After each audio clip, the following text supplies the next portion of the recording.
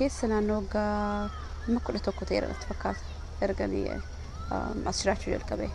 Filannoo baranaa irratti hirmaattee filteetta moo reefutti deemtamu early voting? No, early voting hin goone garuu votii gochuu definitely la yaada. Waan carraadha waan ta'eef itti fayyadamuun barbaada. Tole filannoo baranaa egaa namni baay'een durii caalaa hawwiidhaan yaaddoodhaan laala dhaggeeffachaa hordofaa jira. Siif wanni filannoo baranaa adda godhu jira.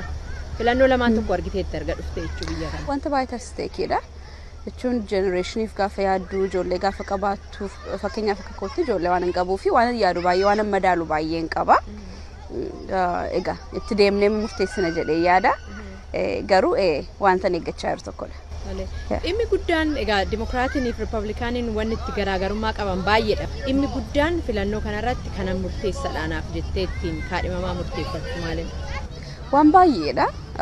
Jechuun gara lamaanuutiin wanti jireenya keessatti barbaachisu yookaan wanti yaaddu baay'ee jira. Akka biyya nama biyya biraatii dhufetti moral value mataa keenyaa qabna. Waan ittiin deemnu baay'ee qabna.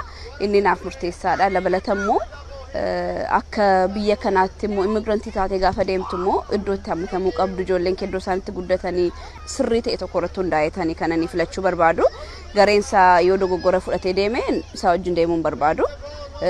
Same time immoo wanta sirrii ta'e kan qabatee dhufe wajjin immoo sirriitti hirmaattee ijoolleefis dhalootaas waan gaarii kaa'uun barbaachisaadha.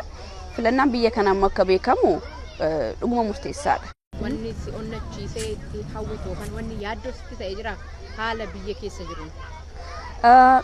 Jechuun yaaddoo kan ta'u tokko tokko biyyi kun dimokiraatikiidha karaa nagaadha yeroo hundumaa kan geggeeffamu. Amaloonni xinnoo yeroo darbirraan ka'ee dhufanii utuura deebi'uu baatanii because aadaan biyya kanaa kan nuyi generationiifis ijoollee keenyaafis dabarsuu barbaannu jiraanna nagaadha. Transitionii guddaadha wanta hin argamnedha. Biyya kana keessa gaafa jiraattu takka for granted fudhachuun jira. Especially namni waan biraa argee hin beekne. Kanaaf inni utuura deebi'uu baatee dabalatammoo haasaanis falmiinis poolisii irratti ta'e wanta barbaachisu irratti ta'e nama gidduuttis ta'e isa dhufee filatamuufis. Dhumarratti akka dubartiitti Kamala Harris dorgomtuu karaa Dimokiraatotaa dhiyaachuu waan baay'ee guddaadha. Actually wanta xinnootti ni ilaalamu especially biyya guddaa kana keessatti amma kana reefu ta'uunsaayyuu nama dhiba. Garuu ta'uunsaayyuu immoo gaariidha. Ijoollee fakkeenya ka'a hin danda'ama jechuudha. Wanti hundumtu deemnaan hin danda'ama. Hirmaannaan hin danda'ama.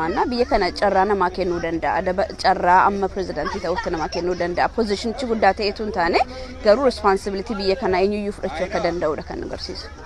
Galatoomii waan itti dabaluu barbaadu jira? Votii godha. Sabni keenya especially hirmaadha. Jechuun carraan akkas kennamu iddoo hundumaan jiru.